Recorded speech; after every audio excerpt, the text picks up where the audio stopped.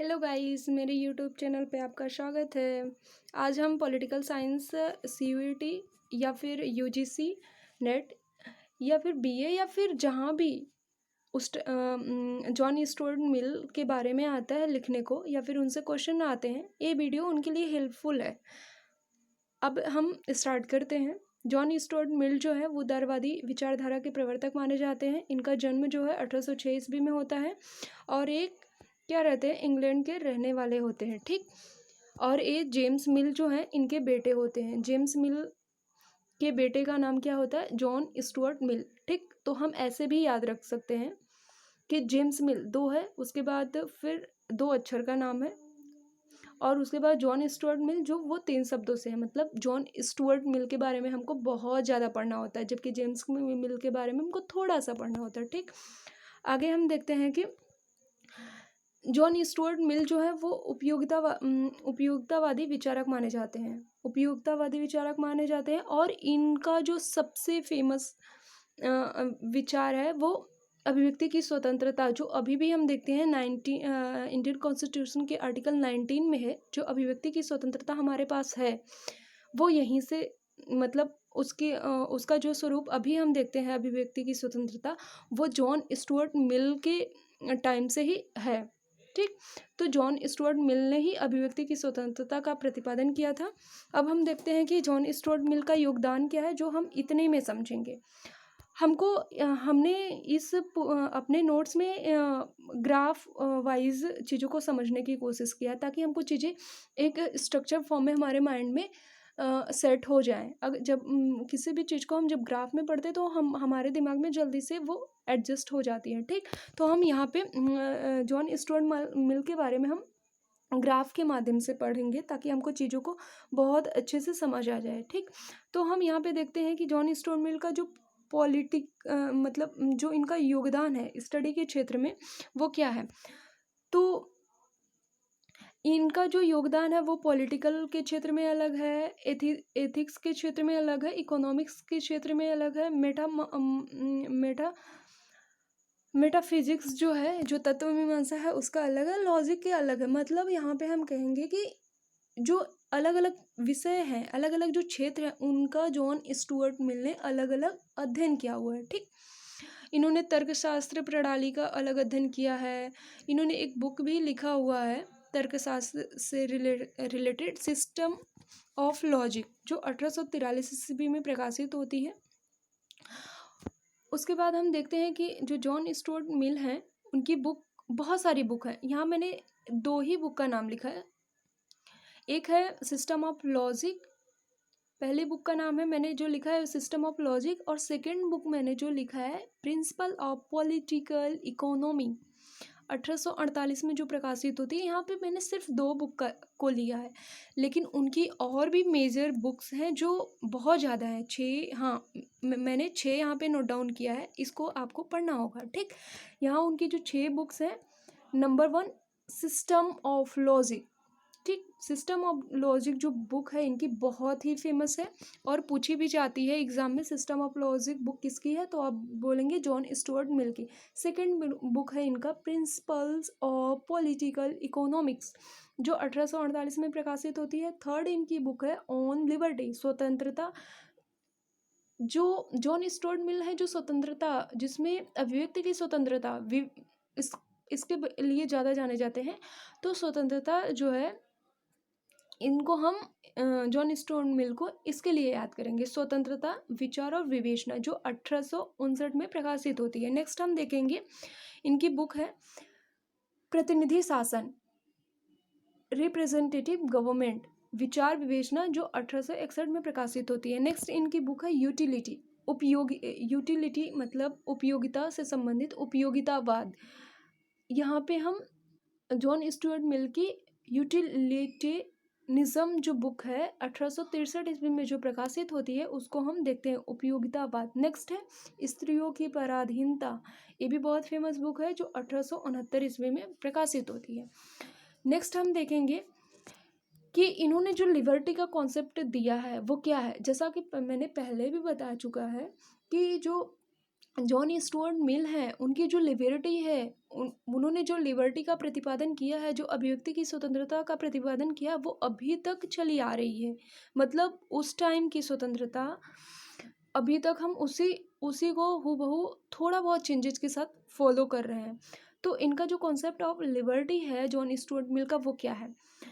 तो सबसे पहले हम देखेंगे कि इन्होंने एक बुक लिखा, स्वतंत्रता विचार विवेचन।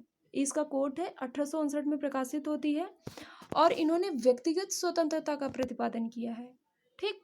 और जो व्यक्ति का कार्य है उसकी स्वतंत्रता की बात करेंगे। ठीक।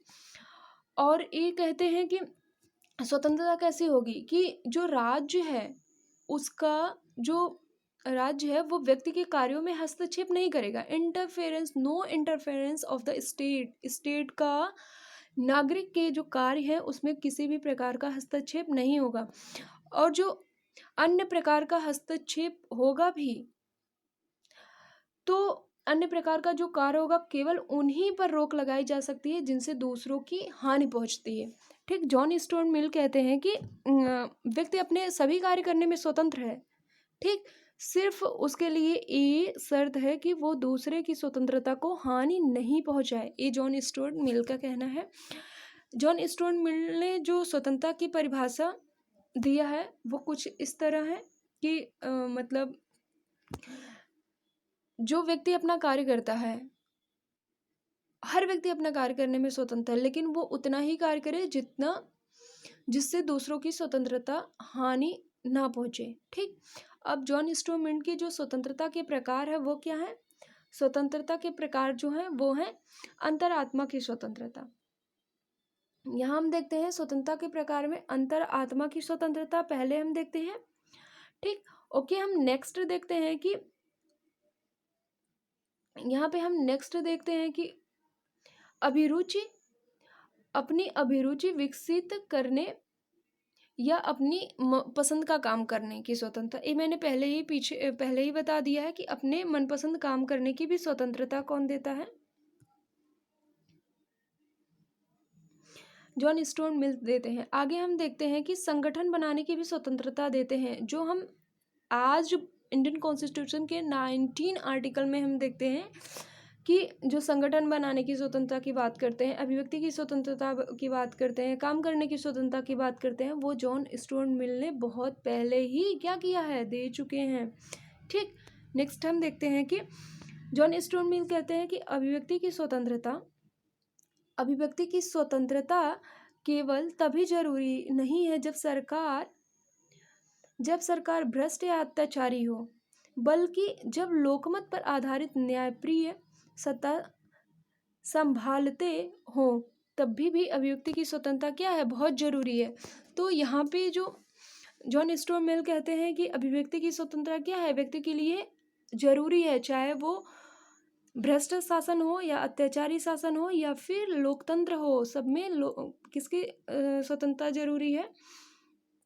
अभिव्यक्ति की स्वतंत्रता। आगे हम देखते हैं कि जो जॉन स्टुअर्ट मिल है वो वोट की भी बात करते हैं। मतलब जो बहुत कम लोग हैं, सिर्फ एक व्यक्ति है, तब भी उसकी बात उतनी ही सुनी जाएगी जितना हम बहुमत की बातों को सुनते हैं। मतलब वो समानता की भी बात करते हैं। जॉन स्टुअर्ट मिल कहते हैं कि अल्पतम राय, मतलब एक व्यक्ति कम से कम अगर कोई एक व्यक्ति भी है उसकी भी राय हम किसके बराबर रखेंगे, बहुमत की राय के बराबर देंगे, उसकी भी इम्पोर्टेंस हम उतना ही देंगे। नेक्स्ट है, जॉन स्टुअर्ट मिल लिखते हैं कि अभिव्यक्ति की स्वतंत्रता का जो क्षेत्र है वो मूलतः दो है, एक उपयोगितावादी अभिव्यक्ति होगी और एक नैतिक अभिव्यक्ति होगी। ठीक। उसके बाद उपयोगितावाद जो है जॉन स्टुअर्ट मिल का, उसमें इन्होंने कुछ संशोधन किया है। ठीक। जो उनकी बुक है 1863 में प्रकाशित हुई थी उपयोगितावाद, इसमें उसकी विस्तृत चर्चा की गई है। ठीक। जैसा हम जानते हैं कि जो उपयोगितावाद है उसमें बताते हैं कि अधिकतम व्यक्तियों का अधिकतम सुख, लेकिन जॉन स्टुअर्ट मिल के अकॉर्डिंग जो उपयोगितावाद की परिभाषा है वो क्या है, भिन्न भिन्न प्रकार के सुखों में गुणात्मक अंतर होता है। ठीक। और इन्होंने सुख की गुणवत्ता क्या है और सुख का परिणाम क्या है इस पर भी इन्होंने महत्वपूर्ण विवेचना का प्रतिपादन किया है। नेक्स्ट हम देखते हैं सच्चा सुख चरित्र के विकास में होता है। जॉन स्टुअर्ट मिल चरित्रवान होना ज़्यादा महत्वपूर्ण समझते हैं। नेक्स्ट वो कहते हैं कि उच्च चरित्र वाला व्यक्ति ही उच्च कोटि का सुख प्राप्त करते हैं। ये वाली लाइन जो है जॉन स्टुअर्ट मिल की, वो काफ़ी क्या है, चर्चित लाइन है कि एक किसका कोट है कि उच्च चरित्र वाला व्यक्ति ही उच्च कोटि का सुख प्राप्त करता है। एक किसका है, जॉन स्टुअर्ट मिल का है, और जो उनकी बुक है उपयोगितावाद, उसमें ये प्रकाशित है। नेक्स्ट हम देखते हैं कि जॉन स्टुअर्ट मिल कहते हैं कि एक संतुष्ट बुक मूर्ख की तुलना में एक असंतुष्ट सुकरात होना कहीं अधिक अच्छा है। ठीक, ये जो लाइन है वो जॉन स्टुअर्ट मिल की है। ठीक, आगे हम बात करते हैं, फिर देखते हैं कि जो मेन थ्योरी है उपयोगितावाद की, वो क्या है, उपयोगितावाद की ये मेन थ्योरी है। ठीक, अधिकतम लोगों का अधिकतम सुख, सिर्फ इतना, अधिकतम लोगों का अधिकतम सुख, ये उपयोगितावाद की थ्योरी है। इतनी, ये इतनी। ठीक, लेकिन जॉन स्टुअर्ट मिल ने इससे आगे सोचा है। क्या, उपयोगितावाद की जो थ्योरी है, इससे आगे निकलकर उन्होंने उपयोगितावाद की जो पहले की थ्योरी थी उसमें संशोधन किया है। वो कहते हैं कि जिसने एक बार स्वतंत्रता का स्वाद चख लिया है, जिसने एक बार स्वतंत्रता का स्वाद चख लिया है, वह उसे किसी भी कीमत पर छोड़ने को तैयार नहीं है। एक इसका कोट है, जॉन स्टुअर्ट मिल का है। ठीक, आगे जॉन स्टुअर्ट मिल जो है एक बुक लिखते हैं जिसका नाम होता है प्रतिनिधि शासन, विचार और विवेचन, ये उनकी बुक का नाम है। फिर हम आगे देखते हैं कि जॉन स्टुअर्ट मिल ने लोकतंत्र के बारे में क्या कहा है। तो जॉन स्टुअर्ट मिल ने लोकतंत्र का समर्थन किया और प्रतिनिधि शासन का भी समर्थन किया, क्योंकि उनकी एक बुक खुद ही है कि रिप्रेजेंटेटिव गवर्नमेंट बुक का नाम है। और फिर हम देखते हैं बहुमत के शासन को मतलब लोकतंत्र तो होगा, लोकतंत्र की उन्होंने व्याख्या की है, लेकिन वो क्या है, बहुमत की शासन को नहीं मानते हैं। ठीक, आगे हम देखते हैं कि मताधिकार का क्रमिक विकास होना चाहिए। ठीक, स्त्रियों, ये वाला बहुत इंपॉर्टेंट है, स्त्रियों के अधिकार की भी बात करते हैं।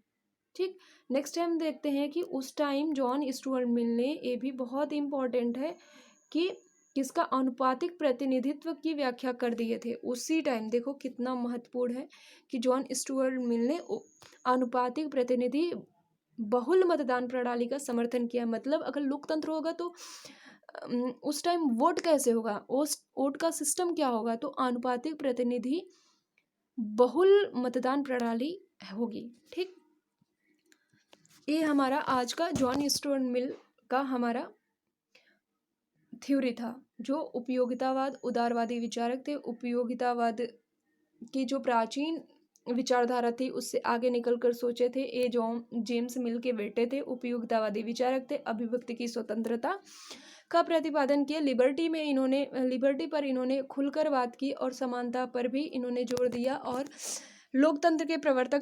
लोकतंत्र के समर्थक माने जाते हैं। और जो बहुमत का शासन है उसको इन्होंने नकारा है। लोकतंत्र तो होगा लेकिन वो बहुमत का शासन नहीं होगा। मतलब उसमें हम जो वोटिंग सिस्टम रखेंगे उसकी व्याख्या इन्होंने की है कि वोटिंग सिस्टम क्या होगा, स्त्रियों को वोट देने का अधिकार क्या होगा, कैसे स्त्रियां भी वोट दे सकेंगी।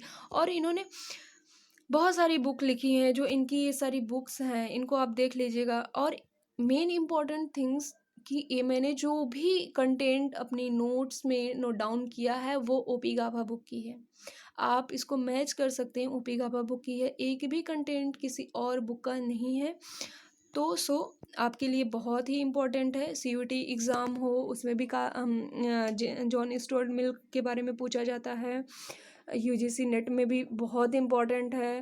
वेस्टर्न पॉलिटिकल थिंकर में ये पार्ट आता है।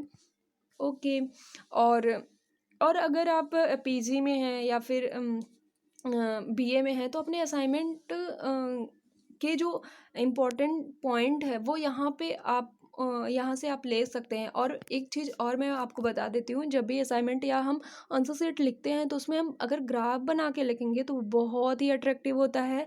मुझे भी अभी तक जितने भी मैंने एग्ज़ाम्स दिए हैं, अगर मैं उसमें अगर रिटन एग्ज़ाम होता है, ऐसे टाइप होता है, तो उसमें हम अगर ग्राफ में कोट करते हैं या फिर किसी थिंकर्स के थॉट को वहाँ कोट करते हैं, डबल इन्वर्टेड कॉमा में अगर पॉइंट आउट करते हैं, तो वो बहुत ही अफेक्टिव होता है, बहुत अच्छे मार्क्स मिलते हैं। So guys please concert this, और बहुत ज़्यादा आप लोग इसे लाइक करिए, शेयर करिए, सब्सक्राइब करिए, और please support me. Thank you.